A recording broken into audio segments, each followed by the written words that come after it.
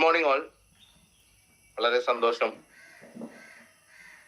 കാരണം ഇന്നത്തെ ഈ ഒരു ദിവസം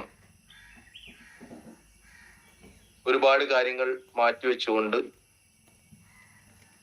സാധാരണ പോലെ തന്നെ നമ്മുടെ മോർണിംഗ് മീറ്റിലേക്ക് വരുന്ന ആളുകളാണ്. സാധാരണഗതിയിൽ ഞാൻ ഒരു മോർണിംഗ് മീറ്റിൽ അല്ലെങ്കിൽ നമ്മുടെ ടീമിൽ ഒരു സെക്ഷൻ എന്ന് പറയുന്നത് ടെക്നിക്കൽ ട്രെയിനിങ്ങുകളാണ് എടുക്കാറുള്ളത്. കാരണം എൻ്റെ ഒരു ബാക്ക്ഗ്രൗണ്ട് അങ്ങനെ ആയതുകൊണ്ടാണ് ആ ടെക്നിക്കൽ ട്രെയിനിങ്ങുകളിലേക്കൊക്കെ പോകാറുള്ളത്. അതുകൊണ്ടും ഉണ്ടാവും. ഇവിടെ മൈ ലൈഫ് ബിസിനസ് എന്ന നമ്മുടെ ഈ ഒരു ബിസിനസ് ഞാൻ സ്റ്റാർട്ട് ചെയ്തത് 2018 ആ സമയത്ത് ഞാൻ ഒരു MBA ഗ്രാജുവേറ്റ് ആയിക്കൊണ്ട് വർക്ക് ചെയ്തുകൊണ്ടിരിക്കുന്ന സമയത്താണ് ഈ ഒരു ബിസിനസിനെ കുറിച്ച് ഞാൻ മനസ്സിലാക്കുന്നത്. ജോലി കിട്ടിയ ഉടനെ 2015 നമ്മുടെ പ്രിയങ്കരനായിട്ടുള്ള ബെൽനി സാറൊക്കെ ഇത് സ്റ്റാർട്ട് ചെയ്ത സമയത്ത് തന്നെ എൻ്റെ കയ്യിലേക്ക് ഈ ഒരു ഓപ്പർച്യൂണിറ്റി കിട്ടി എന്നുള്ളത് ഞാൻ വലിയൊരു ഭാഗ്യമായിട്ട് കണക്കാക്കുകയാണ്. അതിന് ദൈവത്തെ സ്തുതിക്കുന്നതോടൊപ്പം ഞാൻ ഈ ബിസിനസ്സിലേക്ക് വരാൻ കാരണക്കാരായിട്ടുള്ള ഒന്ന് നമ്മുടെ പ്രിയങ്കരനായിട്ടുള്ള ബെല്ലി സാർ. അദ്ദേഹത്തിന്റെ ജീവിതത്തിൽ ഈ ഒരു ബിസിനസ്സിൽ വന്നതിന് ശേഷം ഉണ്ടായിട്ടുള്ള വലിയ മാറ്റങ്ങളാണ്, നേട്ടങ്ങളാണ് എനിക്ക് വലിയ ഇൻസ്പിറേഷൻ ആയിട്ടുള്ളത്. അദ്ദേഹത്തിന് ഹൃദ്യമായിട്ടുള്ള നന്ദി അറിയിക്കുന്നു. അതുപോലെ തന്നെ ഒരിക്കലും തീർത്താൽ തീരാത്ത കടപ്പാടും അദ്ദേഹത്തിനോടൊക്കെ ഉണ്ട്. അതുപോലെ തന്നെ നമ്മുടെ ITC ലീഡർ ആയിട്ടുള്ള ബിജു സാർ എപ്പോഴും ഈ ഒരു ബിസിനസ്സിൽ ആക്റ്റീവായിട്ട് ഇറങ്ങിയ അന്ന് മുതൽ ഇന്ന് വരെ നമ്മുടെ ഈ ഒരു ടീമിന്റെ ഓരോ പ്രധാനമായിട്ടുള്ള തീരുമാനങ്ങളും എടുക്കുന്ന സമയത്ത് ആ തീരുമാനങ്ങൾക്ക് ഒരു ചെറിയൊരു ചർച്ച എങ്കിലും നടത്തും. ആ നടത്തുന്നതിൽ എന്നെ ഉൾപ്പെടുത്തിക്കൊണ്ട് ഈ ഒരു ബിസിനസിന്റെ വാല്യൂ എപ്പോഴും ടീം വർക്കാണ്, ഒറ്റയ്ക്കുള്ളതല്ല എന്ന് തന്നെ പഠിപ്പിച്ചിട്ടുള്ള എൻ്റെ അപ്ലൈൻ ലീഡറാണ് ബിജു സാർ. അദ്ദേഹത്തിന് ഹൃദ്യമായിട്ടുള്ള നന്ദി അറിയിക്കുന്നു. കൂടെ തന്നെ എൻ്റെ സുഹൃത്തോ അല്ലെങ്കിൽ ഒരു സഹോദരനോ അല്ലെങ്കിൽ അതിനേക്കാൾ ഉപരിയുള്ള ഒരു ബന്ധവുമായിട്ട് ഒരുപാട് കാലങ്ങൾക്ക് മുമ്പേ കണ്ടു. പക്ഷെ ഈ ഒരു ബിസിനസ്സിൽ വന്നതിന് ശേഷം, മൈ ലൈഫിൽ വന്നതിന് ശേഷം ഒന്നുകൂടി ദൃഢമായിട്ടുള്ള ബന്ധങ്ങൾ കാത്തു സൂക്ഷിച്ചുകൊണ്ട്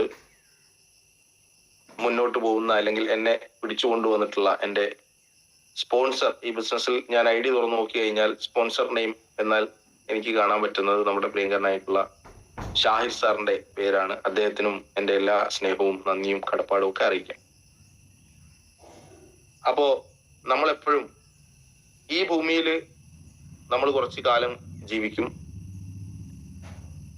ആ സമയത്ത് നമ്മൾ ആരോടൊക്കെയോ കടപ്പാടുള്ള, നന്ദിയുള്ള ആളുകളായിട്ട് എപ്പോഴും മാറുക. നമ്മുടെ ജീവിതത്തിൽ ഏതെങ്കിലും ഒരു രീതിയിൽ ഇൻഫ്ലുവൻസ് ചെയ്തിട്ടുള്ള, നമ്മുടെ ജീവിതത്തിന്റെ ഏതെങ്കിലും ഒരു ഉയർച്ചയിൽ, നല്ല തീരുമാനത്തിൽ ആ തീരുമാനമെടുക്കാൻ ഒരു വാക്കുകൊണ്ടോ ഒരു നോക്കുകൊണ്ടോ കാരണക്കാരായിട്ടുള്ള എല്ലാ ആളുകളോടും എപ്പോഴും നമ്മൾ ഗ്രാറ്റിറ്റ്യൂഡുള്ള ആളുകളായി മാറണം, നന്ദിയുള്ള ആളുകളായി മാറണം. എന്ന് ആ ഗ്രാറ്റിറ്റ്യൂഡ് അവസാനിക്കുന്നോ അല്ലെങ്കിൽ ആ നന്ദി നമ്മുടെ മനസ്സിൽ നിന്ന് പോകുന്നോ അന്ന് മുതൽ ആ മനുഷ്യൻ വലിയ ഒരു അഹംഭാവമുള്ള ആളായി മാറുന്നു. അഹങ്കാരി എന്നും പറഞ്ഞുകൂടാ. അഹങ്കാരി എന്ന് പറഞ്ഞു കഴിഞ്ഞാൽ അഹം എന്ന ഭാവം കൊണ്ട് അലങ്കരിക്കപ്പെട്ട ആളാണ്. പക്ഷെ അഹംഭാവം എന്ന് പറയുന്നത് ഞാനാണ്, ഞാൻ മാത്രമാണ് എന്ന ഒരു ഭാവമുള്ള ആളായി മാറുന്നുണ്ടെങ്കിൽ അവിടെ അയാളുടെ പരാജയം തുടങ്ങി എന്നാണ് അർത്ഥം. നമ്മുടെ ബിസിനസിനെ സംബന്ധിച്ചിടത്തോളം ഇത് നമ്മൾ എപ്പോഴും പറയാറുണ്ട്, ഒരു നോബോസ് ബിസിനസ് ആണ് എന്ന് പറയാറുണ്ട്. അതുകൊണ്ട് തന്നെ ഈ ബിസിനസ്സിൽ ആരെങ്കിലും ബോസ് ആയിട്ട് നിൽക്കണം എന്ന് വിചാരിക്കുന്നുണ്ടെങ്കിൽ ആ ഒരു ചിന്താഗതിയും നമ്മൾ മാറ്റേണ്ടതുണ്ട്. കാരണം എനിക്ക് കുറച്ച് വർഷത്തെ കോർപ്പറേറ്റ് എക്സ്പീരിയൻസ് ഉണ്ട്. 2015 മുതൽ 2020 വരെ കോർപ്പറേറ്റ് കമ്പനികളിൽ ബോസുമാരുടെ കീഴിൽ തന്നെയാണ് ഞാൻ ജോലി ചെയ്തിട്ടുള്ളത്. അവിടെയൊക്കെ നമ്മൾ കണ്ടിട്ടുള്ള ഒരു കാര്യം, നമുക്ക് കമ്മിറ്റ്മെന്റ് ഉണ്ടാവുക ആ ജോലിയോടാണ് നമുക്ക് കമ്മിറ്റ്മെന്റ് ഉണ്ടാവുക. കാരണം ആ വ്യക്തികളോട് നമുക്ക് നമ്മുടെ മാനേജേഴ്സ് ആണെങ്കിലും ഇനി നമ്മുടെ കമ്പനിയുടെ ഓണേഴ്സ് ആണെങ്കിലും ഒക്കെ ഞാൻ വർക്ക് ചെയ്തിടത്തോളം കാലം നമുക്ക് ആ ജോലിയോടുള്ള ഒരു കമ്മിറ്റ്മെന്റ്, അത് മാത്രമേ അവർക്കും ആവശ്യമുള്ളൂ. എന്താണോ നിങ്ങളെ ഏൽപ്പിക്കപ്പെട്ടത് അത് നിങ്ങൾ ചെയ്യുക. അതിലപ്പുറം നിങ്ങൾ ചെയ്യുന്നത് കൊണ്ട് കൂടുതൽ എന്തെങ്കിലും ലഭിക്കുകയോ അല്ലെങ്കിൽ നിങ്ങൾ ഏൽപ്പിക്കപ്പെട്ട ജോലി കൃത്യമായിട്ട് ചെയ്തിട്ടില്ലെങ്കിൽ നിങ്ങളൊന്നും പറയാതിരിക്കുകയോ ഒന്നും ചെയ്യില്ല. കാരണം അവിടെ ശമ്പളം തരുന്ന ആളുണ്ട്. അതുകൊണ്ട് ആ ശമ്പളം തരുന്ന സമയത്ത് ഒരു അവകാശവും കൂടി അവർക്ക് നമ്മൾ തീരെഴുതി കൊടുക്കുകയാണ്, നമ്മളെ നിയന്ത്രിക്കാനാണ്. എന്നാൽ വളരെ മനോഹരമായിട്ടുള്ള ഈ ഒരു ബിസിനസ്സിൽ നമ്മൾ എപ്പോഴും പറയാറുണ്ട്, നമ്മളൊരു ഫാമിലിയാണ് എന്ന് പറയാറുണ്ട്. ഒരു ഫാമിലി എന്ന് പറയുന്നത് ഒരു കെട്ടുറപ്പുള്ള ഒരു സംവിധാനമാണ്. ആ സംവിധാനത്തിൽ ഏതെങ്കിലും ഒരാൾക്ക് എന്തെങ്കിലും ഒരു പോരായ്മ ഉണ്ടെങ്കിൽ, നമ്മളിപ്പോ പല റീലുകളും നമ്മൾ കാണാറുണ്ട്. റീലുകൾ കാണുന്ന സമയത്ത് ഇപ്പോ ഭയങ്കര ഒരു പുതുതലമുറയില് ഇപ്പോഴുള്ള ഒരു കാഴ്ചപ്പാടിലെ ഏറ്റവും വലിയ പ്രത്യേകത എന്ന് പറയുന്നത്, അതായത് നമ്മുടെയൊക്കെ ചെറുപ്പകാലത്ത് നമ്മളിപ്പം നമ്മുടെ പ്രായമായിട്ടുള്ള ആളുകളെ ഒന്ന് ബഹുമാനിച്ചാലോ അല്ലെങ്കിൽ അവർക്ക് എന്തെങ്കിലും സഹായം ചെയ്തു കൊടുത്താലോ, നാട്ടിലുള്ള നമ്മുടെ സഹജീവികളായിട്ടുള്ള ആളുകൾക്ക് എന്തെങ്കിലും ചെയ്തു കൊടുത്താലോ അതൊന്നും വലിയൊരു സംഭവമല്ല. പക്ഷെ ഇന്നത്തെ കാലത്ത് അതുപോലും നമ്മൾ പ്രായമായിട്ടുള്ള ഏതെങ്കിലും ഒരാളെ സഹായിച്ചാൽ അതൊരു മഹാകാര്യമാണ്. നമ്മുടെ സഹജീവിയോട് ഒരു സഹതാപം കാണിച്ചു കഴിഞ്ഞാൽ അത് ലോകത്തിലെ ഏറ്റവും വലിയ കാര്യമാണ് എന്ന് കാണിക്കുകയും ആ റീലുകൾ കണ്ട് ലൈക്ക് അടിക്കുകയും കമന്റ് അടിക്കുകയും അതിന്റെ കൂടെ കണ്ണ് നിറയ്ക്കുകയും ചെയ്യുന്ന ഒരു കാലഘട്ടത്തിലാണ് നമ്മൾ ഈ ബിസിനസ്സിൽ വന്നിട്ട് നമ്മൾ പറയുന്നത് നമ്മളൊരു ഫാമിലിയാണ് എന്നുള്ളത്. അപ്പൊ ഫാമിലി എന്ന് പറഞ്ഞു കഴിഞ്ഞാൽ നമ്മൾ പരസ്പരം ചെയ്യുന്ന കാര്യങ്ങളോട്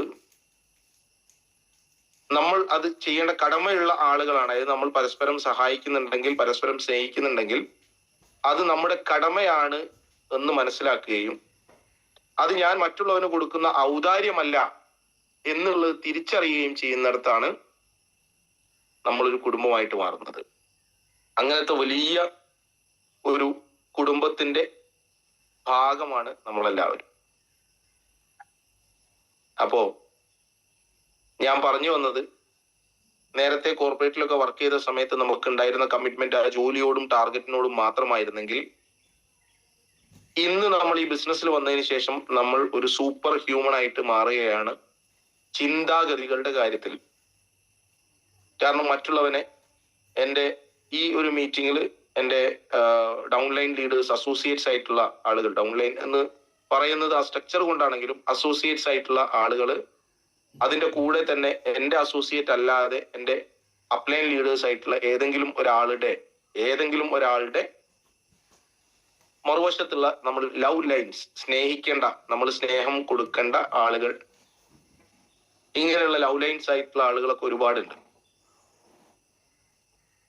അപ്പോ ആ ഒരു കെട്ടുറപ്പ് അല്ലെങ്കിൽ ആ ഒരു ബന്ധങ്ങൾ കാത്തു സൂക്ഷിക്കുക എന്ന് പറയുന്നത് സ്വന്തം ബെനിഫിറ്റിന് വേണ്ടി മാത്രമല്ല എന്നുള്ളത് തെളിയിക്കുന്ന ഒരു കാര്യമാണ്. കാരണം നമ്മുടെ സ്വന്തം ബെനിഫിറ്റ് മാത്രം നോക്കൊണ്ട് നമുക്കിതിൽ വിജയിക്കാൻ പറ്റില്ല. അതിനെപ്പോഴും ഒരു ഉദാഹരണം പറയാറുള്ളത്, എൻ്റെ മനസ്സിലേക്ക് എപ്പോഴും ഓടി വരാറുള്ള ഒരു ഉദാഹരണം നമ്മുടെ ബെൽനിസാർ പറയുന്ന ഒരു കഥയാണ്. ഒരു നാട്ടിലെ പഞ്ചാബിലെ ഒരു കൃഷിക്കാരൻ ഒരുപാട് വർഷങ്ങളായിട്ട്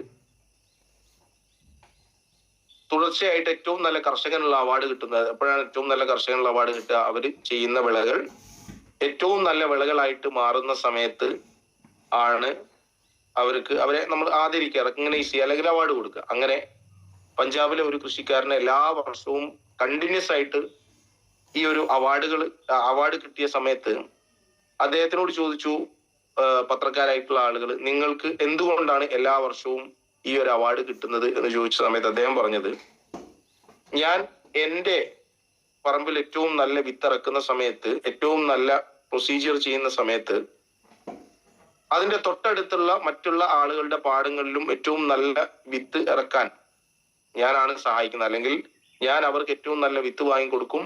ഞാൻ ചെയ്യുന്ന പോലെയുള്ള ഏറ്റവും നല്ല പ്രൊസീജിയറുകൾ അവർക്ക് പറഞ്ഞു കൊടുക്കും. അങ്ങനെ അവരുടെയും വിളകൾ നല്ലതാണ് എന്ന് ഞാൻ ഉറപ്പിക്കും. അങ്ങനെയാണ് എനിക്ക് ഏറ്റവും നല്ല കർഷകനുള്ള അവാർഡ് കിട്ടിയിട്ടുള്ളത്, അല്ലെങ്കിൽ ഏറ്റവും നല്ല വിള കിട്ടുന്നത്. അപ്പൊ ചോദിച്ചു, നിങ്ങളുടെ തൊട്ടടുത്തുള്ള സ്ഥലങ്ങളിലുള്ള ആളുകൾക്ക് കൃഷി കുറഞ്ഞാലല്ലേ, അല്ലെങ്കിൽ അതിന്റെ കൃഷിയുടെ ആദായം കുറഞ്ഞാലല്ലേ, അതിന്റെ റിസൾട്ട് കുറഞ്ഞാലല്ലേ നിങ്ങൾക്ക് ഏറ്റവും കൂടുതലായിട്ട് മാർജിനിൽ പെർഫോം ചെയ്യാൻ പറ്റുക? അപ്പൊ അദ്ദേഹം അതിന് പറഞ്ഞ ഉത്തരം, മറ്റുള്ള തൊട്ടടുത്തുള്ള പാടങ്ങളിൽ നിന്നും പൂമ്പൊടികൾ പരാഗണം ചെയ്യപ്പെട്ട് എന്റെ പാടത്തുള്ള വിളകളിലേക്ക് വരുന്ന സമയത്താണ് എന്റെ വിളകൾ എന്ത് ചെയ്യുന്നത്, അല്ലെങ്കിൽ എന്റെ ചെടികൾ, ഗോതമ്പ് ചെടികൾ എപ്പോഴും വിളകളായിട്ട് മാറുന്നത്. അപ്പൊ ആ ഒരു പരാഗണം എന്ന് പറഞ്ഞ പ്രോസസ്സ് നടക്കുമ്പോൾ തൊട്ടടുത്തുള്ള പാടങ്ങളിലുള്ള വിളകൾ മോശമാണെങ്കിൽ എന്റെ വിളകളിലേക്ക് എത്തുന്ന ആ ഒരു പരാഗണത്തിലൂടെ എത്തുന്ന ആ പാർട്ടുകൾ അത് മോശമായി മാറുകയും എന്റെ വിളകളും മോശമായി മാറുകയും ചെയ്യും. അപ്പം എന്റെ ചുറ്റുവട്ടത്തുമുള്ള പാടങ്ങളിൽ ഏറ്റവും നല്ല വിത്തുകളും ഏറ്റവും നല്ല ചെടികളും ഉണ്ടാവുമ്പം എന്റെ പാടത്ത് ഉണ്ടാവുന്ന ചെടികളും വിളകളും അതിനേക്കാൾ മികച്ചതായി മാറും. എവിടെയും ഒരു ഡിഫക്റ്റ് ഉണ്ടാവാനുള്ള സാധ്യത പോലും ഉണ്ടാവില്ല എന്നാണ് അദ്ദേഹം പറഞ്ഞത്. നമ്മളും അങ്ങനെ തന്നെ ആയിരിക്കും. നമ്മൾ മാത്രമല്ല, നമ്മുടെ ചുറ്റുവട്ടത്തുള്ള മറ്റ് ആളുകളും എന്ന് പറഞ്ഞാൽ ഈ ബിസിനസ്സിൽ അസോസിയേറ്റ് ചെയ്തിട്ടുള്ള ഓരോ ആളുകൾക്കും നല്ലത് ഉപദേശിച്ചു കൊടുക്കാനും നല്ല കാര്യങ്ങൾ ചെയ്തു കൊടുക്കാനും നമ്മൾ തയ്യാറാവണം. അവിടെ നമ്മൾക്ക് ഒരു കോമ്പറ്റീഷൻ അല്ല ഉള്ളത്. നമ്മൾ എപ്പോഴും മത്സരിക്കണം. നമ്മൾ ആരോഗ്യപരമായിട്ടുള്ള മത്സരങ്ങളായിരിക്കും നാം ഇതിൽ ചെയ്യേണ്ടത്. കാരണം മറ്റു ബിസിനസ്സുകളിൽ സാധാരണഗതിയിൽ ആർക്കെങ്കിലും ഒരു ബിസിനസ് വിജയിപ്പിക്കണം എന്ന് തോന്നിയാൽ, അയാളുടെ ബിസിനസ് വിജയിച്ചാൽ അതുമായിട്ട് ബന്ധപ്പെട്ട് ചുറ്റുവട്ടത്തുള്ള അതിന്റെ കോമ്പറ്റീറ്റേഴ്സ് ആയിട്ടുള്ള ആളുകൾക്കെല്ലാം സാധാരണഗതിയിൽ ബിസിനസ്സിന് ഒരു കുറവുണ്ടാവും. അതായത് നമ്മൾ നാടൻ ഭാഷയിൽ പറയുകയാണെങ്കിൽ, ഒന്ന് ചീഞ്ഞാൽ മാത്രമേ മറ്റൊന്നിന് വളമാവൂ എന്ന് പറയുന്നിടത്താണ് നമ്മുടെ മൈ ലൈഫ് സ്റ്റൈൽ ബിസിനസ് വ്യത്യസ്തമാവുന്നത്, നമ്മുടെ ഈ ഒരു ടീം വ്യത്യസ്തമാവുന്നത്.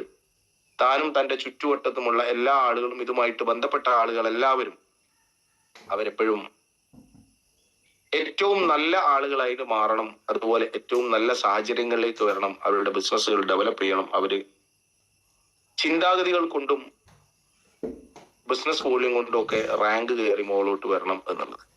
ഇവിടെ ഞാൻ ചിന്താഗതി എന്ന് എടുത്തു പറയാനുള്ള കാരണം, നമ്മുടെ ബിസിനസ്സിൽ 2.5 ലക്ഷം ബിസിനസ് വോള്യൂം മാച്ച് ചെയ്താൽ ഒരു ടീം കോർഡിനേറ്റർ എന്ന് പറഞ്ഞിട്ടുള്ള റാങ്ക് ആവും. കമ്പനി അവരെ റെക്കഗ്നൈസ് ചെയ്യും. ഈ 2.5 ലക്ഷം ബിസിനസ് വോള്യൂം ഓർഗനൈസേഷൻ ഫണ്ടിലും ടൂലും കൊണ്ടുവരാൻ ഒരാൾ സാധനങ്ങൾ വാങ്ങി വിൽക്കാൻ തയ്യാറാവുകയാണെങ്കിൽ ചിലപ്പോൾ 2-3 മാസം കൊണ്ട് വാങ്ങി വിറ്റാൽ മാത്രം മതി. അയാൾ ഒരു ടീം കോർഡിനേറ്റർ എന്ന റാങ്കിലാവും. പക്ഷെ ഒരു ടീം എന്ന് പറയുന്നത് എന്താണ്? ഒരാൾ ഒറ്റയ്ക്കാണ് ഒരു ടീം അല്ല. അവരുടെ കൂടെ വരുന്ന വ്യത്യസ്തമായിട്ടുള്ള അഭിപ്രായങ്ങളുള്ള, വ്യത്യസ്തമായിട്ടുള്ള സ്വഭാവങ്ങളുള്ള, വ്യത്യസ്തമായിട്ടുള്ള കഴിവുകളുള്ള എത്ര ആളുകളാണോ അവരെ ഒന്നിപ്പിച്ച് ഒരേ പ്ലാറ്റ്ഫോമിലേക്ക്, ഒരേ ദിശയിലേക്ക്, ഒരേ ലക്ഷ്യത്തിലേക്ക് കൊണ്ടുപോകുന്ന ആളെയാണ് നമ്മൾ എന്ത് പറയുക, ലീഡർ എന്ന് പറയാറുള്ളത്. അയാളാണ് നേതാവ് എന്ന് പറയുന്നത്. ഒറ്റക്കൊരാൾക്ക് ലീഡർ ആവാൻ പറ്റില്ല, ഒറ്റക്കൊരാൾക്ക് നേതാവാൻ പറ്റില്ല. അപ്പൊ അതുകൊണ്ട് നമ്മുടെ ചിന്താഗതികളിലൂടെ തന്നെ നമ്മൾ എന്ത് ചെയ്യണം? നമ്മുടെ ചിന്താഗതികളിലൂടെ നമ്മൾ ലീഡർഷിപ്പിലേക്ക് എത്തണം. അപ്പൊ അതുകൊണ്ട് നമ്മുടെ ചിന്തകൾ നമ്മൾ മാറ്റണം. അതിൽ വലിയ ഉയർച്ച നമ്മൾക്ക് ഉണ്ടായിട്ടില്ലെങ്കിൽ ഈ പറയുന്ന ഒരു റാങ്കിലും, TC ആയാലും ATC ആയാലും, എന്തിനാ ITCയോ WTCയോ UTCയോ ആയി കഴിഞ്ഞാലും ആ മുമ്പിലുള്ള ആ ലെറ്ററുകൾ കൊണ്ട് ഒരു ഉപകാരവും ഇല്ലാത്ത അവസ്ഥയിലേക്കാണ് പോകുന്നത്. അപ്പം ഓരോ ലെറ്ററുകൾ നിങ്ങളുടെ ഇനീഷ്യലിൽ മാറുന്ന സമയത്തും, അതായത് മൈ ലൈഫിനെ സംബന്ധിച്ചിടത്തോളം TC എന്ന് പറയുന്നതിൽ നിന്ന് അടുത്ത ATC ആവും, പിന്നെ DTC ആവും, പിന്നെ ZTC ആവും. ഇങ്ങനെയൊക്കെ ആവുന്ന സമയത്ത് നമ്മൾ ഉയർന്നിട്ടില്ലെങ്കിൽ, നമ്മൾ മാറിയിട്ടില്ലെങ്കിൽ, നമ്മുടെ കൂടെയുള്ള, നമ്മുടെ ചുറ്റുവട്ടത്തുള്ള പാടങ്ങളിലെ വിളകൾ മോശമാവുകയും നമ്മുടെ വിള താനേ മോശമായി മാറുകയും ചെയ്യുന്ന ഒരു അവസ്ഥ ഉണ്ടാവും. അപ്പോ ആ ഒരു ഹൈ തിങ്കിങ് ആറ്റിറ്റ്യൂഡ് എന്ന് പറയുന്ന, അല്ലെങ്കിൽ ഹൈ തിങ്കിങ് ആറ്റിറ്റ്യൂഡ് എന്നൊക്കെ പറഞ്ഞാൽ നമ്മൾ സത്യത്തിൽ ഇതൊന്നും ഒരു ടേംസിൽ നമുക്ക് നേരെ അർത്ഥം വെച്ച് പോകാൻ പറ്റാത്തത്രയും വ്യാപ്തമായിട്ട് നമ്മുടെ ബിസിനസ്സിൽ ഉപയോഗിക്കപ്പെടുന്നതാണ്. വലിയ ചിന്താഗതി എന്ന് പറയുന്നത് നമ്മുടെ സ്വഭാവത്തിലും നമ്മുടെ പെരുമാറ്റത്തിലും നമ്മുടെ സ്വപ്നങ്ങളിലും നമ്മുടെ ആഗ്രഹങ്ങളിലും നമ്മുടെ പ്രവൃത്തികളിലും ഒക്കെ നമ്മൾ ഈ ഒരു ഹൈ തിങ്കിങ് ആറ്റിറ്റ്യൂഡ് ഉണ്ടാക്കി മാറ്റണം. എന്റെ ചെറുപ്പത്തിൽ ഞാൻ പഠിച്ച സമയത്ത് അതായത് വലിയ ആളുകളെ, മുതിർന്ന ആളുകളെ ബഹുമാനിക്കുക, നിങ്ങളൊക്കെ കേട്ടിട്ടുണ്ടാവും ഇളയവരെ സ്നേഹിക്കുക എന്നുള്ളത് നമ്മൾ കേട്ടിട്ടുണ്ട്. ഈ മുതിർന്ന ആളുകളെ ബഹുമാനിക്കുക എന്ന് പറഞ്ഞ് ഞാൻ കരുതിയത് എന്നേക്കാൾ പ്രായമുള്ള ആളുകൾ മാത്രമാണ് മുതിർന്ന ആളുകൾ എന്നുള്ളതാണ്.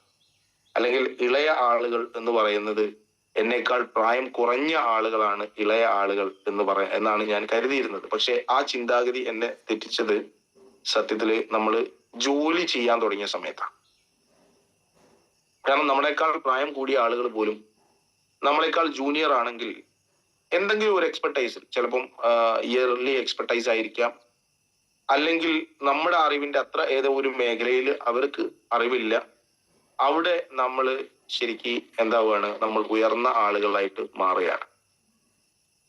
അപ്പൊ അവിടെ പ്രായമല്ല, എക്സ്പീരിയൻസ് അല്ല, അവരുടെ അറിവിനെയാണ് എന്ത് ചെയ്യുന്നത്, മാനിക്കുന്നത്. അപ്പൊ അത് നമ്മളും ചെയ്യാറുണ്ട്. അതായത് നമ്മളെക്കാൾ അറിവ് കൂടിയ ആളുകൾ നമ്മളെക്കാൾ നമ്മുടെ അത്ര പ്രായമൊന്നും ഉണ്ടാവില്ല, പക്ഷെ അവിടെ എന്താവുന്നുണ്ട്, നമ്മള് അവർക്ക് റെസ്പെക്ട് കൊടുക്കുന്നുണ്ട്, അവരെ സ്നേഹിക്കുക, അവർക്ക് റെസ്പെക്ട് കൊടുക്കുന്നുണ്ട്, അവരെ മതിക്കുന്നുണ്ട്, അവർക്ക് വേണ്ട വില നൽകുന്നുണ്ട്. അപ്പം ഇളയ ആളുകൾ എന്ന് പറയുന്നത്, അല്ലെങ്കിൽ പിന്നെ ചെറിയ ആളുകൾ എന്ന് പറയുന്നത് പ്രായം കൊണ്ടല്ല എന്ന് പറയാൻ കാരണം, എന്നേക്കാൾ പ്രായം കൂടിയ ആളുകൾ, എക്സ്പീരിയൻസ് പല മേഖലയിലുള്ള ആളുകൾ ചിലപ്പം എൻ്റെ അടുത്ത് എന്തെങ്കിലും ഒരു കാര്യം ചോദിക്കുകയാണെങ്കിൽ ഞാനൊരു കുട്ടിയോട് പറഞ്ഞു കൊടുക്കുന്നത് പോലെ അവരോട് പറഞ്ഞു കൊടുക്കണം. കാരണം എനിക്ക് മനസ്സിലാക്കാൻ പറ്റുന്ന രീതിയിൽ അവർക്ക് ഇത് മനസ്സിലാക്കാൻ പറ്റില്ല എന്നുള്ളത് അറിഞ്ഞുകൊണ്ട് നമ്മൾ ചെറിയ കുട്ടികളോട് പറയുന്നത് പോലെ നമ്മൾ എന്ത് ചെയ്യണം, അവരോട് പറഞ്ഞു കൊടുക്കണം. അവിടെയാണ് നമ്മൾ അവരെ സ്നേഹിക്കേണ്ടത്. കാരണം ഒരേ കാര്യം ചിലപ്പം 10 പ്രാവശ്യം പറഞ്ഞു കൊടുക്കേണ്ടി വരും. അവിടെയും നമ്മൾ എന്ത് ചെയ്യാൻ പാടില്ല, നമ്മുടെ കുട്ടികളോട് നമ്മുടെ കുട്ടികൾ ചിലപ്പോൾ സംശയം ചോദിക്കും. ഈ സംശയങ്ങൾ ചോദിക്കുന്ന സമയത്ത് ഒരേ കാര്യം തന്നെ ചിലപ്പം 10 വട്ടം വന്ന് ചോദിക്കും. ആ 10 വട്ടവും നമ്മൾ എന്ത് ചെയ്യും, ആ ഉത്തരം നമ്മൾ വളരെ ക്ഷമയോട് കൂടിയിട്ട് നമ്മൾ എന്തെങ്കിലും ഒരു കാര്യത്തിനെ കുറിച്ച് പറഞ്ഞു കൊടുക്കും. ഇതേ ഒരു ആറ്റിറ്റ്യൂഡ് നമ്മൾ ഇവിടെയും നമ്മുടെ അസോസിയേറ്റ്സിന്റെ അടുത്തും നമ്മൾ കാണിക്കുക, വളരെ ക്ഷമയുള്ള ആളുകളാവുക. കഴിഞ്ഞ ദിവസം ഒരു സെലിബ്രിറ്റി ആയിട്ടുള്ള ഒരാളുടെ ഇന്റർവ്യൂ ഞാൻ കാണാനിടയായി. ആ കണ്ട സമയത്ത് എനിക്ക് മനസ്സിലായിട്ടുള്ള ഒരു കാര്യം, അല്ലെങ്കിൽ ഞാൻ ക്യാച്ച് ചെയ്തിട്ടുള്ള ഒരു കാര്യം, അദ്ദേഹം പറയുന്നത് വളരെ ചെറിയ പ്രായത്തിൽ തന്നെ നിങ്ങളുടെ കുട്ടികളെ നിങ്ങൾ എന്തെങ്കിലും ജോലിക്ക് വിടണം. ഒന്നുകിൽ നിങ്ങൾ കാറ്ററിംഗ് പോലെയുള്ള സംഭവങ്ങളിൽ, അല്ലെങ്കിൽ പെട്രോൾ പമ്പോ സൂപ്പർ മാർക്കറ്റോ, അതായത് കൂടുതൽ ആളുകൾ ഇടപഴകുന്ന സ്ഥലങ്ങളിൽ കാശിന് വേണ്ടിയിട്ടല്ല നിങ്ങൾ ജോലിക്ക് വിടണം. എന്തിനാണ്? ആ കുട്ടികൾ ക്ഷമ പഠിക്കും എന്നുള്ളത്. കാറ്ററിംഗ് എന്ന് പറഞ്ഞു കഴിഞ്ഞാൽ കാറ്ററിംഗ് ചെയ്യുന്ന, വിളമ്പി കൊടുക്കുന്ന ആളുകളുടെ സ്ഥിതി എന്താ? കാരണം പല സ്വഭാവമുള്ള, പല മൂഡിലുള്ള ആളുകളാണ് വരുന്നത്. ഒരാൾ ചിലപ്പം വരുന്നത് അദ്ദേഹം വളരെ വിശന്നിട്ടാണ് വരുന്നത്, ആ സമയത്ത് ചിലപ്പം പെട്ടെന്ന് ഭക്ഷണം വേണ്ടി വരും. മറ്റേ ആൾ വരുന്നത് വീട്ടില് ചിലപ്പം ഭർത്താവാണെങ്കിൽ ഭാര്യയായിട്ട് തെറ്റിയിട്ടായിരിക്കും, ഭാര്യയാണെങ്കിൽ ഭർത്താവുമായിട്ട് തെറ്റിയിട്ടായിരിക്കും ഇവിടെ വരുന്നത്, ആ ഫംഗ്ഷന് വരുന്നത്. ആ സമയത്ത് എന്തെങ്കിലും ഒരു മിസ്റ്റേക്ക് സംഭവിച്ചു കഴിഞ്ഞാൽ ഉറപ്പായിട്ടും ഇവർ ചൂടാവുന്നത് ആരോടായിരിക്കും? ഈ മുമ്പിൽ നിൽക്കുന്ന ആളെടുത്തായിരിക്കും. പെട്രോൾ പമ്പിലും ഇത് തന്നെയാണ് അവസ്ഥ, സൂപ്പർ മാർക്കറ്റിലും ഇത് തന്നെയാണ് അവസ്ഥ. അതായത് ഒരുപാട് വ്യത്യസ്തമായിട്ടുള്ള സ്വഭാവങ്ങളുള്ള ആളുകൾ വരുമ്പോൾ എല്ലാ ആളുകളും ചിരിച്ചുകൊണ്ട് ആ സാർ എന്താണ് വേണ്ടത് എന്ന് ചോദിക്കുന്ന രീതിയിലേക്ക് മക്കൾ വളരണം എന്ന് പറഞ്ഞാൽ നമ്മുടെ ഉള്ളിലുള്ള നമ്മുടെ പ്രശ്നങ്ങൾ, നമ്മുടെ ഉള്ളിലുള്ള നമ്മുടെ പോരായ്മകൾ, അത് നമ്മുടെ ഉള്ളിൽ തന്നെ നിങ്ങൾ ഏറ്റവും വലിയ പൂട്ട് വെച്ചുകൊണ്ട്, ഏറ്റവും വലിയ ചങ്ങല വെച്ചുകൊണ്ട്, അത് ഉപയോഗിച്ചുകൊണ്ട് കെട്ടിയിട്ടേ പറ്റും. അത് പുറത്തേക്ക് എടുക്കാനുള്ളതല്ല. ആ കെട്ടിയിട്ടില്ലെങ്കിൽ അതാണ് നമ്മളെ നശിപ്പിക്കുക. നമ്മുടെ പ്രശ്നങ്ങൾ നമ്മുടേതായിട്ട് മാത്രം മാറണം. നമ്മുടെ പ്രശ്നങ്ങൾ മറ്റൊരാളതല്ല. നമ്മുടെ പ്രശ്നങ്ങൾ നമ്മളാണ് പരിഹരിക്കേണ്ടത്, നമ്മൾക്ക് മാത്രമേ പരിഹരിക്കാൻ പറ്റുള്ളൂ. അപ്പൊ ആ പ്രശ്നങ്ങൾ പരിഹരിക്കുന്ന ആളുകളായിട്ട്, നമ്മുടെ പ്രശ്നങ്ങൾ എന്താണെന്ന് മനസ്സിലാക്കി അത് പരിഹരിക്കുന്ന ആളുകളായിട്ട് നമ്മൾ തന്നെ മാറുക. അത് മറ്റുള്ളവരുടെ തലയിലേക്ക് ഇട്ട് കൊടുക്കാതിരിക്കുക. പല സമയത്തും പക്ഷെ നമ്മൾ ഏറ്റവും കൂടുതൽ, ഇതിലും മറ്റൊരു കാര്യമുണ്ട്, നമ്മൾ ഏറ്റവും കൂടുതൽ സ്നേഹിക്കുന്ന ആളുകളോട് നമ്മൾ കപടത കാണിക്കില്ല. മനസ്സിലുള്ളത് ചിലപ്പം തുറന്നു പുറത്തേക്ക് ഇടും. അവരോട് ചിലപ്പം നമ്മൾ ദേഷ്യം പിടിക്കും. അവരോടായിരിക്കും ചിലപ്പം നമ്മുടെ ഫ്രസ്ട്രേഷൻസ് തീർക്കുന്നത്. പക്ഷെ അവിടെ നമ്മൾ മനസ്സിലാക്കേണ്ടത്, നമ്മൾ ആ ഫ്രസ്ട്രേഷൻ തീർക്കുന്ന അപ്പുറത്തുള്ള ആൾക്കും മനസ്സിലാവണം ഇയാൾ ആ സ്വാതന്ത്ര്യത്തിലാണ് എന്നോട് പറയുന്നത് എന്നുള്ളത്. എനിക്ക് അവനോട് അത് പറയാനുള്ള, അവളോട് അത് പറയാനുള്ള, അല്ലെങ്കിൽ അയാളോട് അത് പറയാനുള്ള സ്വാതന്ത്ര്യം എനിക്കുണ്ട് എന്നുള്ളത് രണ്ടാളുകളും മനസ്സിലാക്കണം. കേൾക്കുന്ന ആളും പറയുന്ന ആളും. അവിടെ പരാതികൾ ഉണ്ടാവില്ല, അവിടെ സ്നേഹം മാത്രമേ ഉണ്ടാവും.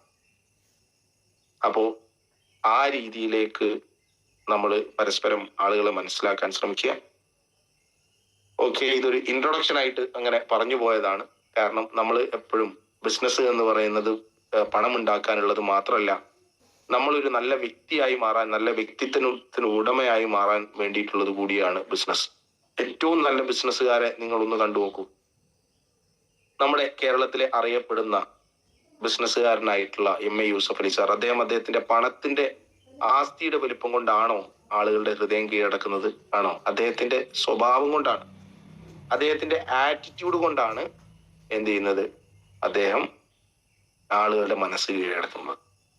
ആളുകളുടെ സ്നേഹത്തിന് പാത്രമായി മാറുന്നത് അദ്ദേഹത്തിന്റെ ആ ഒരു പെരുമാറ്റം കൊണ്ടാണ്.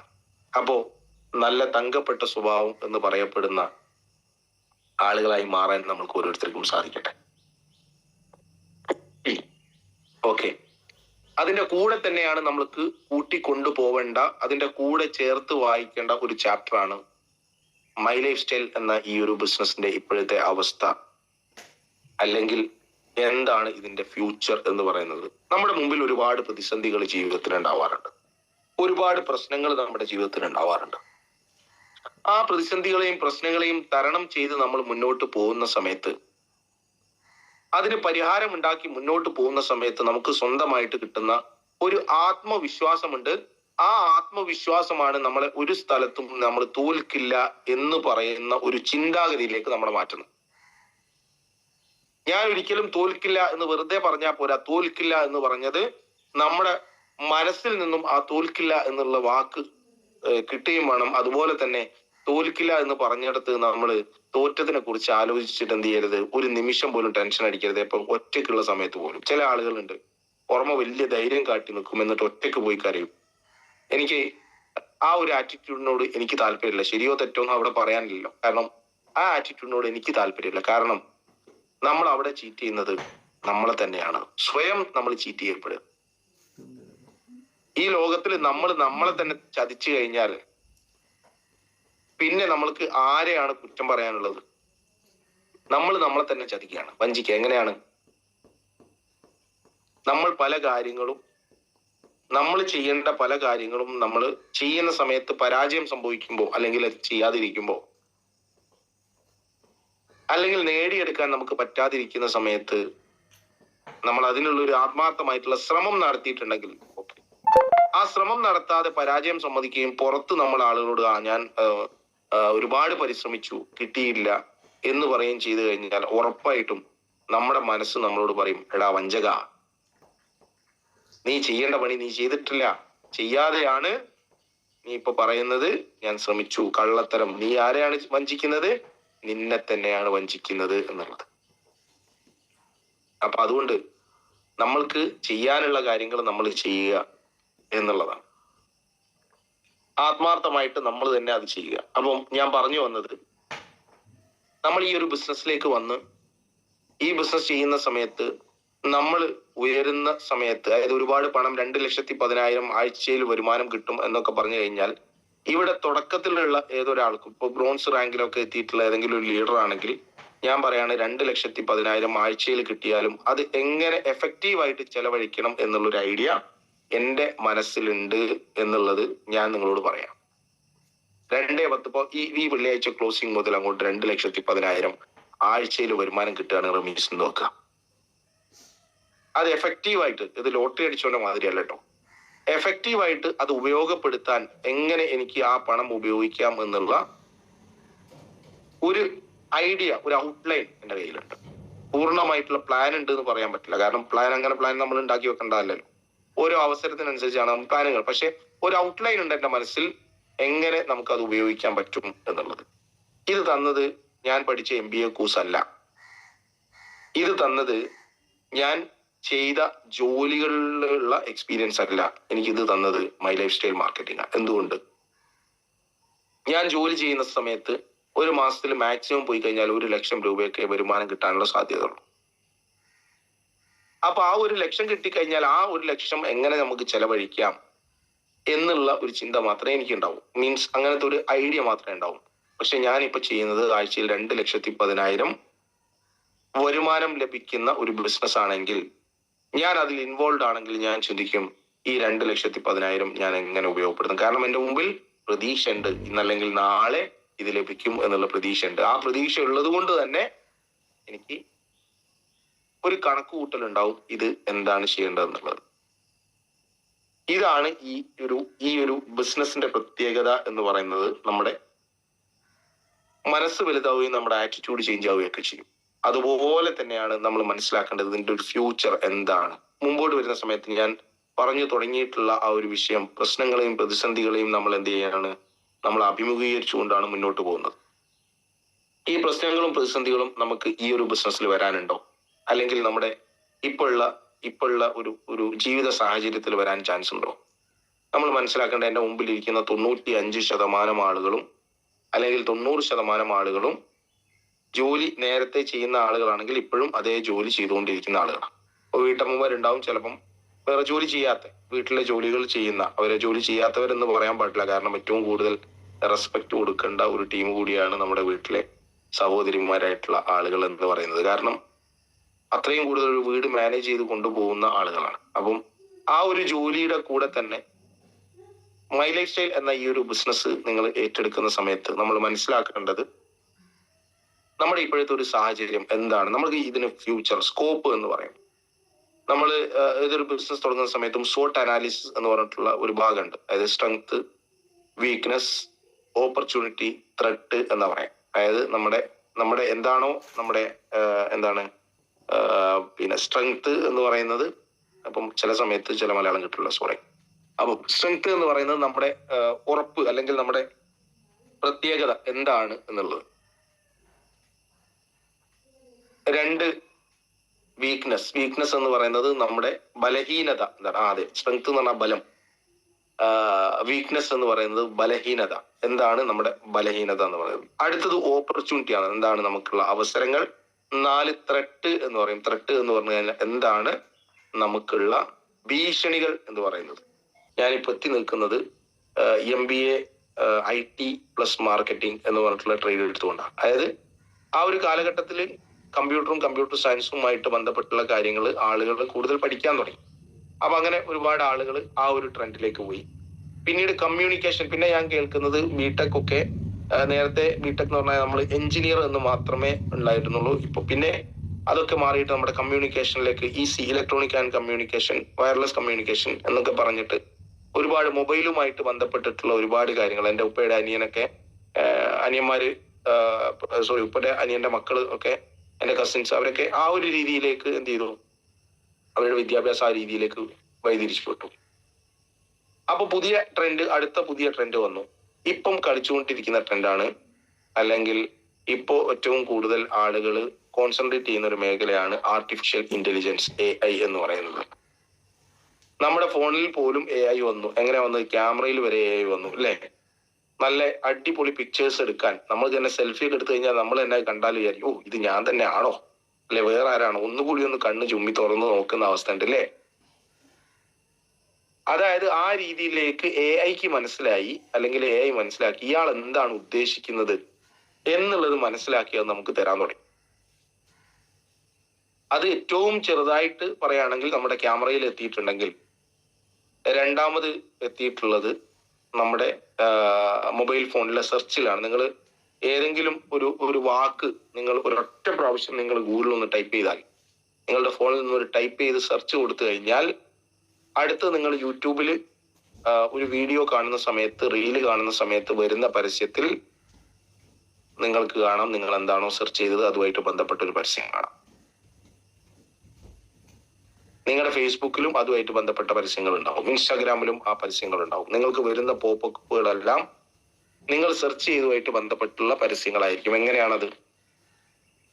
കോടിക്കണക്കിന് ആളുകളുടെ ഡാറ്റാബേസ് ഓരോരുത്തരും നോക്കിയിട്ട് എന്താണ് ഇത് ഇയാൾക്ക് ഇതാണ് ഇൻട്രസ്റ്റ് എന്ന് പറഞ്ഞിട്ട് അതിനുള്ള ഇത് കൊടുക്കുകയാണോ? അല്ല, അതെല്ലാം ചെയ്യുന്നത് ആർട്ടിഫിഷ്യൽ ഇന്റലിജൻസ് ആണ്. അതായത് ആയിരക്കണക്കിന് ആളുകൾ ചിലപ്പം ഇരുന്നു കൊണ്ട് എടുക്കേണ്ട ഒരു പണിയെ ഒരൊറ്റ സെക്കൻഡ് വേണ്ട മൈക്രോ സെക്കൻഡുകൾ കൊണ്ട് എന്ത് ചെയ്യാണ് ഈ ഒരു ആർട്ടിഫിഷ്യൽ ഇന്റലിജൻസ് സംവിധാനം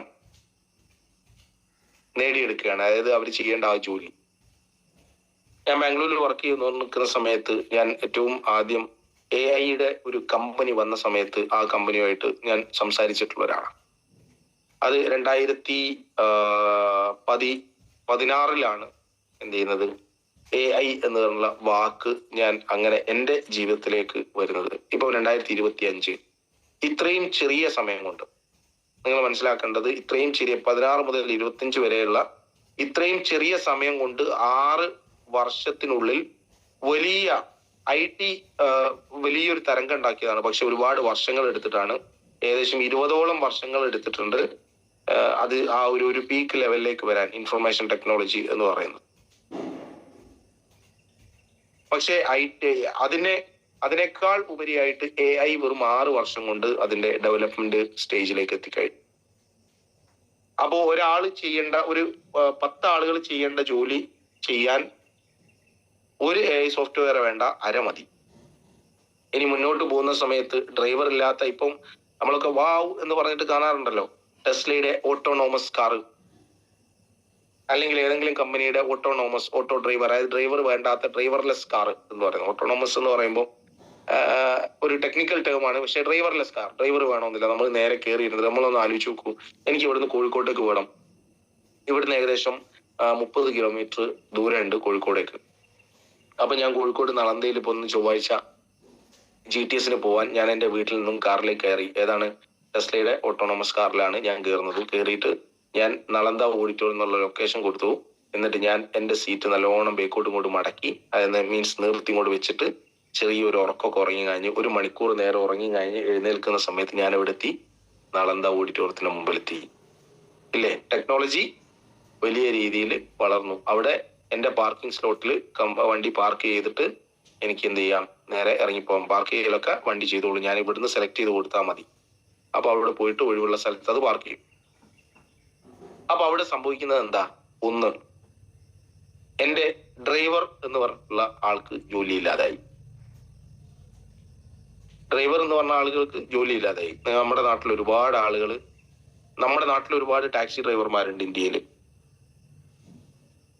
ഒരുപാട് ഓട്ടോ ഡ്രൈവർമാരുണ്ട്. അനീസാറൊക്കെ ഓട്ടോ ഓടിച്ചുകൊണ്ട് പോകുന്ന ആളാണ്. ഇപ്പം കുട്ടികളൊക്കെ രാവിലെ തന്നെ സ്കൂളിലേക്കൊക്കെ എടുത്തു കഴിഞ്ഞു. ഒരു 5 വർഷം കഴിഞ്ഞു കഴിഞ്ഞാൽ ഒരു ഓട്ടോ റോബോട്ട് എന്ത് ചെയ്യും, നേരെ കുട്ടികളുടെ വീടിന്റെ മുമ്പിൽ നിന്നിട്ട് അവിടെ ഇന്ന സമയത്ത് നിൽക്കും. അപ്പൊ കുട്ടികൾ അതിൽ കയറും, ഡോർ അടിയും, നേരെ സ്കൂളിന്റെ മുറ്റത്ത് കൊണ്ടുപോയി എടുക്കും.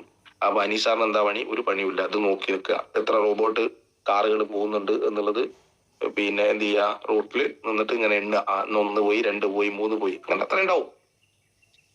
അപ്പൊ ആ രീതിയിലേക്ക് എന്ത് ചെയ്തു മാറി. അപ്പൊ ഓരോ ഡ്രൈവർമാരും, അപ്പോ അനീസാറിന് എടുത്തു പറഞ്ഞത് ഈ പറഞ്ഞ പോലെ എൻ്റെ ലീഡറാണ്, പിന്നെ അതുകൊണ്ട് എടുത്തു പറഞ്ഞതാണ്. അപ്കമിങ് ZTC ലീഡറാണ് നമ്മുടെ അനീസാർ. അപ്പൊ ആ രീതിയിൽ ടെക്നോളജി മാറുകയാണ്. ഇനി നമ്മുടെ നാട്ടിൽ ഒരുപാട് ആളുകൾ ഹൗസ് ഡ്രൈവർമാരായിട്ട് എന്ത് ചെയ്തിട്ടുണ്ട്, സൗദിയിലേക്ക് പോയി ഞാൻ ജോലി ചെയ്യുന്നുണ്ട്, ട്രക്കുകളിൽ ജോലി ചെയ്യുന്നുണ്ട്. അതുപോലെ തന്നെ സപ്ലൈകളിൽ പല സപ്ലൈകളിലും ജോലി ചെയ്യുന്നുണ്ട്. സപ്ലൈ ചെയിൻ നമ്മുടെ നാട്ടിൽ തന്നെ ഇഷ്ടംപോലെ ലോറി ഡ്രൈവർമാരുണ്ട്, അല്ലെ, വലിയ ഹെവി ഡ്രൈവർമാർ. അപ്പോ നമ്മൾ മനസ്സിലാക്കേണ്ട ഒരു കാര്യം, ഏതൊരു മേഖലയിലേക്കും ആർട്ടിഫിഷ്യൽ ഇന്റലിജൻസ് കടന്നു വരുന്ന സമയത്ത് ഒരുപാട് ജോലി നഷ്ടപ്പെടും. ഇന്ത്യയിൽ ഒരുപാട് ആളുകൾക്ക് ജോലി നഷ്ടപ്പെടാൻ പോവാണ്, ഇപ്പോൾ നഷ്ടപ്പെട്ടുകൊണ്ടിരിക്കുന്നുണ്ട്. പുതിയ ഓപ്പർച്യൂണിറ്റികൾ ക്രിയേറ്റ് ചെയ്യുന്നത് AI അറിയുന്ന ആളുകൾക്ക് മാത്രമാണ് പുതിയ ജോലികളും കാര്യങ്ങളൊക്കെ ഉള്ളത്. അല്ലാത്ത ആളുകൾക്ക് ജോലികൾ കുറവാണ്, വളരെ കുറഞ്ഞുകൊണ്ടിരിക്കുകയാണ്. ഇല്ലെങ്കിലും എന്ത് ചെയ്യണം, പഠിച്ചതിന്റെ കൂടെ ഇതുകൂടി ഒന്ന് ഇന്റഗ്രേറ്റ് ചെയ്താൽ മാത്രമേ ജോലി കിട്ടൂ എന്ന് പറയുന്ന അവസ്ഥയാണ്. അപ്പോൾ ഞാൻ പറയുന്നത്, ഒരുപാട് ആളുകൾക്ക് വരുമാന നഷ്ടം ഉണ്ടാവാൻ പോവുകയാണ്, ഒരുപാട് ആളുകൾക്ക് ജോലി സാധ്യത കുറയാൻ പോവുകയാണ്. ആ സമയത്താണ് നമ്മൾക്ക് എത്ര ലക്ഷം ആളുകൾക്ക് വേണമെങ്കിലും ജോലി കൊടുക്കാൻ, ഒരു തൊഴിൽ കൊടുക്കാൻ, ഒരു വൈറ്റ് കോളർ ജോബ് കൊടുക്കാൻ, രാവിലെ തന്നെ ഈ സൂട്ടൊക്കെ ഇട്ട് കഴിഞ്ഞ് ഇങ്ങനെ ഇരുന്ന് നിങ്ങളോട് സംസാരിക്കാനുള്ള ഒരു ഓപ്പർച്യൂണിറ്റി എനിക്ക് കിട്ടിയത് ഞാൻ മൈ ലൈഫിൽ വന്നത് കൊണ്ടാണ്. നേരത്തെ സൂട്ടിട്ടാൽ ഇത്ര നേരത്തെ സംസാരിക്കാനുണ്ടാവില്ല. എന്താണ്, ഒന്നുകിൽ ഏതെങ്കിലും ക്ലയന്റിന്റെ സ്ഥലത്ത് മീറ്റിങ്ങുകളിലായിരിക്കും, അല്ലെങ്കിൽ രാത്രികളിൽ ചിലപ്പം US ടൈമിലൊക്കെ ആണെങ്കിൽ ഇരുന്നിട്ട് സംസാരിക്കാനൊക്കെ ഉണ്ടാവും. പക്ഷെ ഇത്ര അതിരാവിലെ എന്തായാലും അങ്ങനെ ഒരു ചാൻസ് ഉണ്ടാവില്ല. ആ ചാൻസ് കിട്ടിയത് MI ലൈഫ് സ്റ്റൈൽ എന്ന ഈ ഒരു കമ്പനിയിൽ വന്നിട്ടാണ്. ഞാൻ പറയുന്നത് ആ രീതിയിലേക്ക് നമ്മള്, അതായത് ഓരോ ജോലികളും നമുക്ക് മാറുന്ന സമയത്ത്, ഇല്ലാതെ ഇരിക്കുന്ന സമയത്ത് വൈറ്റ് കോളർ ജോബ് എല്ലാ ആളുകളും ആഗ്രഹിക്കുന്നത്. അങ്ങനെ വൈറ്റ് കോളർ ജോബ് ആവശ്യമുണ്ടെങ്കിൽ അവർക്കൊക്കെ കൊടുക്കാൻ പറ്റിയിട്ടുള്ളതാണ് ഈ ഒരു ഓപ്പർച്യൂണിറ്റി എന്ന് പറയുന്നത്. വൈറ്റ് കോളർ ജോബ് ആർക്കൊക്കെയാണോ വേണ്ടത് അവർക്കൊക്കെ ഈ ഒരു ഓപ്പർച്യൂണിറ്റി കൊടുക്കാം. അതുപോലെ തന്നെ നമ്മുടെ നാട്ടിൽ കൊമേഴ്സിന്റെ അതിപ്രസരം എന്ന് പറയുന്നത്, ഒരു കോവിഡിന് മുമ്പ് 2019 കാലഘട്ടങ്ങളിൽ, കോവിഡിന്റെ മുമ്പ് നമ്മുടെ തൊട്ടടുത്തുള്ള, അല്ലെങ്കിൽ എൻ്റെ ഈ ഏരിയയിൽ എല്ലാ ആമസോണും ഫ്ലിപ്കാർട്ടും അടക്കമുള്ള എൻ്റെ നാഷണൽ ഹൈവേയുടെ തൊട്ടടുത്താണ്. ഒരു 100 മീറ്റർ മാത്രമേ ഉള്ളൂ എൻ്റെ വീട്ടിലേക്ക് നാഷണൽ ഹൈവേയിൽ നിന്ന്. പക്ഷേ ചില കമ്പനികൾ എൻ്റെ പിൻകോഡിൽ ഡെലിവറി ചെയ്യില്ലായിരുന്നു. ഈ ഒരു ഉൽപ്പന്നങ്ങളും ഓൺലൈനായിട്ട് ഡെലിവറി ചെയ്യില്ലായിരുന്നു ചില കമ്പനികൾ. പക്ഷെ ഇപ്പം നിങ്ങളുടെയൊക്കെ ഓരോ കുഗ്രാമങ്ങളിൽ പോലും, അതായത് അത്രയും ഉള്ളിലുള്ള സ്ഥലങ്ങളിൽ പോലും എല്ലാ പിൻകോഡുകളിലെയും ഉൽപ്പന്നങ്ങൾ എല്ലാ ഓൺലൈൻ കമ്പനികളും കൊമേഴ്സ് കമ്പനികളും എന്ത് ചെയ്യാൻ തുടങ്ങി, ഡെലിവറി ചെയ്യാൻ തുടങ്ങി. രാവിലെ എഴുന്നേറ്റ് നോക്കുന്ന സമയത്ത്, പല്ല് തേക്കാൻ നോക്കുന്ന സമയത്ത് ബ്രഷ് ഇല്ല, എവിടുന്ന് ബ്രഷ് കിട്ടും? അപ്പൊ തന്നെ ഓർഡർ ചെയ്തു, 10 മിനിറ്റ് കൊണ്ട് അവരുടെ വീട്ടിൽ ഹോം ഡെലിവറി ആയിട്ട് എന്ത് ചെയ്യും, ഈ സാധനം വന്നു. പേസ്റ്റ് ഇല്ല, വന്നു. രാവിലെ എഴുന്നേറ്റ് നോക്കുന്ന സമയത്ത് ബ്രേക്ക്ഫാസ്റ്റ് ഉണ്ടാക്കാനുള്ള ഒരു സാധനവും ശരി, ഒരു പേക്ക് പുട്ടുപൊടി വേണം. നേരെ നമ്മൾ ആപ്ലിക്കേഷനിൽ കയറുന്നു, ആപ്പ് ഓർഡർ ചെയ്യുന്നു. നമ്മൾ രാവിലെ ഒരു കട്ടൻ ചായ ഉണ്ടാക്കി കുടിക്കുമ്പോഴേക്ക് ആ പുട്ടുപൊടി അവിടെ എത്തി. അതാണ് കൊമേഴ്സിന്റെ പവർ എന്ന് പറയുന്നത്. അപ്പൊ ആ കൊമേഴ്സിന്റെ പവർ നമുക്കുണ്ട്. നമ്മുടെ പ്രൊഡക്റ്റുകൾ എല്ലാ പിൻകോഡിലും എത്താൻ തുടങ്ങി. ഇപ്പം അതിന് 2-3 ദിവസം സമയം എടുക്കുന്നുണ്ടെങ്കിൽ, അടുത്ത വരും കാലഘട്ടത്തിൽ തൊട്ടടുത്ത് സ്റ്റോറുകൾ ഇഷ്ടംപോലെ വരുന്ന സമയത്ത് സെയിം ഡേ ഡെലിവറി. രാവിലെ നിങ്ങൾ ഓർഡർ ചെയ്യുന്നു, വൈകുന്നേരം ആകുമ്പോൾ കിട്ടുന്നു. കുറച്ചുകൂടി മുന്നോട്ട് പോകുന്ന സമയത്ത് 10 മിനിറ്റ് കൊണ്ട് വീട്ടിൽ, അല്ലെ 5 മിനിറ്റ് കൊണ്ട് വീട്ടിലേക്ക് ഡെലിവറി. ആ സമയത്തേക്ക് നമുക്ക് എന്താ വേണ്ടത്? അന്നും മൈ ലൈഫ് സ്റ്റൈൽ ഞാൻ ചെയ്യുന്നുണ്ടെന്ന് പറഞ്ഞു നിന്നാ മതിയോ? പോരാ, ടീം ഡെവലപ്പ് ചെയ്യണം, കസ്റ്റമേഴ്സിനെ ക്രിയേറ്റ് ചെയ്യണം. നമുക്ക് ആവശ്യമുള്ള കസ്റ്റമേഴ്സിനെ നമ്മൾ ക്രിയേറ്റ് ചെയ്തേ പറ്റും. അപ്പൊ ആ കസ്റ്റമേഴ്സിനെ ക്രിയേറ്റ് ചെയ്യലാണ് നെറ്റ്വർക്ക് ബിൽഡ് ചെയ്യുക, അല്ലെങ്കിൽ ഏറ്റവും പുതിയ ആളുകളെ കൊണ്ടുവന്നുകൊണ്ട് പുതിയ റിക്രൂട്ട്മെന്റുകളിലൂടെ നമ്മൾ ആളുകളെ കൊണ്ടുവരിക എന്ന് പറഞ്ഞത് നമ്മൾ ചെയ്യേണ്ട ഒരു കാര്യമാണ്. അപ്പം ആ കാര്യങ്ങൾ നമ്മൾ ചെയ്യുക. നമ്മൾ മനസ്സിലാക്കേണ്ടത്, ഇനി കൂടുതൽ സമയം ഞാൻ എടുക്കുന്നില്ല. എൻ്റെ ടോപ്പിക്കുകൾ കുറച്ചുകൂടി ഉണ്ടായിരുന്നു, പക്ഷെ എല്ലാം കവർ ചെയ്യാൻ പറ്റിയില്ല. സാഹചര്യം കൊണ്ട് ഞാൻ അങ്ങനെ അങ്ങ് പറഞ്ഞു പോയതാണ്. ഏതായാലും നമ്മുടെ ഗവൺമെന്റിന്റെ സ്ഥിതി പോലും നമ്മൾ മനസ്സിലാക്കേണ്ടത്, അത് ഞാനൊരു രാഷ്ട്രീയം പറയുകയല്ല ഇവിടെ, പക്ഷെ കേരള ഗവൺമെന്റ് സ്ഥിതി പോലും ഇപ്പൊ ഈ ഓണത്തിന് സാലറിയും ബോണസും കൊടുക്കാൻ വേണ്ടിയിട്ട് ഏകദേശം 3000 കോടി രൂപ കടമെടുത്തിട്ടുള്ള ഒരു ഗവൺമെന്റ് ആണ് ഇപ്പം നമ്മുടെ നാട്ടിലുള്ള ഗവൺമെന്റ് എന്ന് പറയുന്നത്. അത് ഇന്ത്യ ഗവൺമെന്റ് ആയാലും കേരള ഗവൺമെന്റ് ആയാലും ഒക്കെ. ഞാൻ ആ രാഷ്ട്രീയമായിട്ട് ഒന്നും പറയല്ല. നമ്മൾ മനസ്സിലാക്കേണ്ടത് അവസ്ഥ എന്ന് പറയുന്നത്, എന്തെങ്കിലും ഒരു പുതിയ സംരംഭം, പൊതുജനങ്ങൾക്ക് ഉപകാരം കിട്ടുന്ന ഒരു പുതിയ സംരംഭം തുടങ്ങാൻ നമ്മുടെ കയ്യിൽ പണമില്ല എന്നുള്ളത് മനസ്സിലാക്കണം. നമ്മുടെ ഗവൺമെന്റിന്റെ കയ്യിൽ പണമില്ല. അവിടെയാണ് സീറോ, അതായത് ഗവൺമെന്റിന് ഒരു ബാധ്യതയില്ലാതെ 18% ടാക്സ് GST ആയിട്ടും അതുപോലെ തന്നെ വരുമാനം കിട്ടുന്നതിൽ ഇൻകം ടാക്സ് ആയിട്ടും ഒക്കെ കിട്ടുന്ന വലിയ ഒരു മേഖലയാണ് ഡയറക്ട് സെല്ലിംഗ്. മനസ്സിലാക്കിയിട്ടാണ് 2025 ഫെബ്രുവരി 19 നമ്മുടെ കേരള മുഖ്യമന്ത്രി, ബഹുമാനപ്പെട്ട കേരള മുഖ്യമന്ത്രി എന്ത് ചെയ്തത്, ഈ ഗൈഡ് ലൈൻസ് മോണിറ്ററിംഗ് മെക്കാനിസം ഉദ്ഘാടനം ചെയ്യാൻ വേണ്ടിയിട്ട് വന്നത് എന്നുള്ളത് നമ്മൾ മനസ്സിലാക്കണം. ആ ദീർഘവീക്ഷണത്തോടു കൂടി തന്നെയാണ് വന്നത്. നമ്മുടെ കേരളത്തിന്റെ വരുമാനം കിട്ടുന്ന ഒരു വലിയൊരു മേഖലയാണ് ഇവിടെ തുറക്കുന്നത് എന്നറിഞ്ഞുകൊണ്ടാണ്. അപ്പം അങ്ങനെയും നിൽക്കുന്ന ചാൻസുകൾ ഉള്ള ഒരു മേഖല. അപ്പൊ ആ മേഖലയിൽ നിങ്ങൾക്ക് ഓരോരുത്തർക്കും എന്ത് ചെയ്യാൻ പറ്റണം, അതിന് ഉപയോഗപ്പെടുത്താൻ പറ്റണം. നാളെ വലിയ നെറ്റ്വർക്കുകൾ ക്രിയേറ്റ് ചെയ്യാൻ നിങ്ങൾക്ക് സാധിക്കണം. അതുപോലെ തന്നെ കമ്പനി മാനേജ്മെന്റ് എടുത്ത് പറയേണ്ട ഒരു കാര്യമാണ്. മനസ്സിലായിക്കോളൂ, ഇന്ത്യയിൽ ആധികാരികമായിട്ട് പറയാൻ നിങ്ങൾ കൂട്ടിക്കോളൂ, ഇന്ത്യയിൽ ഇത്രയും കൂടുതൽ ഡയറക്ട് സെല്ലിംഗ് അല്ലെങ്കിൽ നെറ്റ്വർക്ക് മാർക്കറ്റിംഗ് എക്സ്പീരിയൻസ് ഉള്ള ഒരു ഇന്ത്യൻ കമ്പനി മാനേജ്മെന്റും ഇല്ല.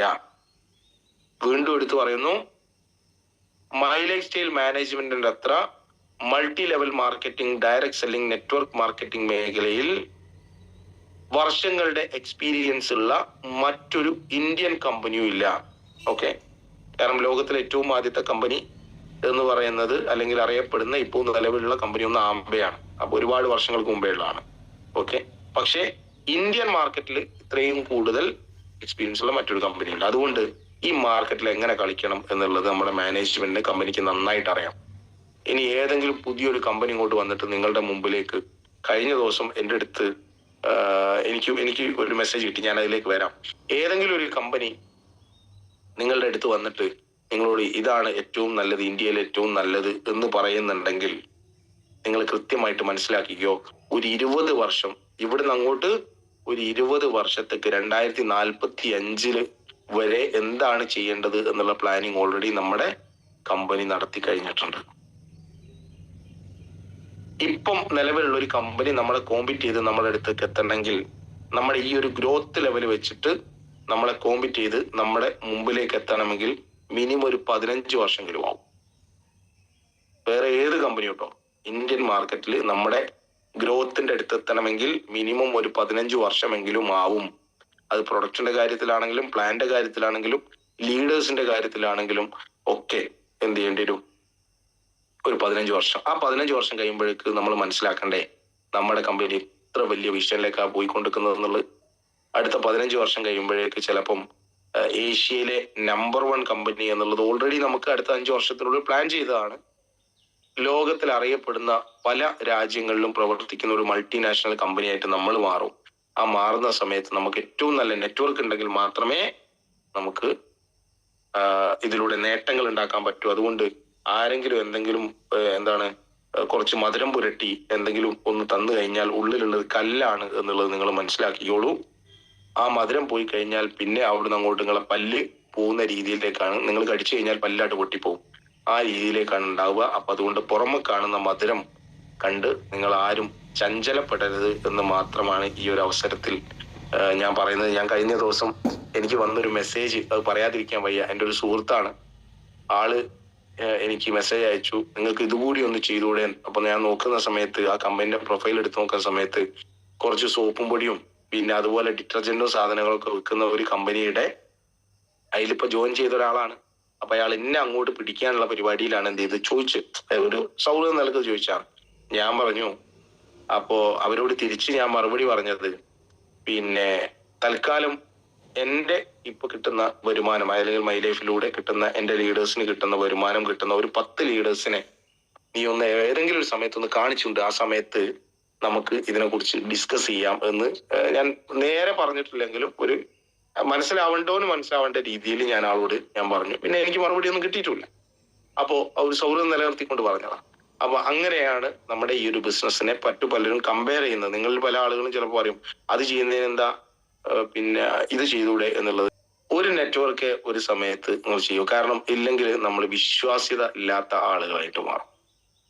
ഒന്ന് ചെയ്യുക, എന്റെ കൂടെ തന്നെ വേറൊന്ന് ചെയ്യുക, ഒന്നിലും ഉറച്ചു നിൽക്കില്ല. നിങ്ങൾ ഏറ്റവും നല്ലത് തിരഞ്ഞെടുത്തോ, മൈ ലൈഫ് എന്നെ തിരഞ്ഞെടുത്തോ നിർബന്ധമൊന്നുമില്ല. നിങ്ങൾ ഏറ്റവും നല്ലത് തിരഞ്ഞെടുത്തോ, പക്ഷെ ആ ഏറ്റവും നല്ലത് തിരഞ്ഞെടുത്ത് അതിനു വേണ്ടി പ്രവർത്തിക്കണം. കാരണം നമ്മൾ ഇവിടെ വിൽക്കുന്നത് പ്രൊഡക്റ്റുകളല്ല, നമ്മൾ വിൽക്കുന്നത് നമ്മുടെ വിശ്വാസമാണ് എന്നുള്ളത് നമ്മൾ മനസ്സിലാക്കണം. നമ്മുടെ വിലയാണ്, നമ്മുടെ വിശ്വാസമാണ് നമ്മൾ എന്ത് ചെയ്യുന്നത്, വിൽക്കുന്നത്.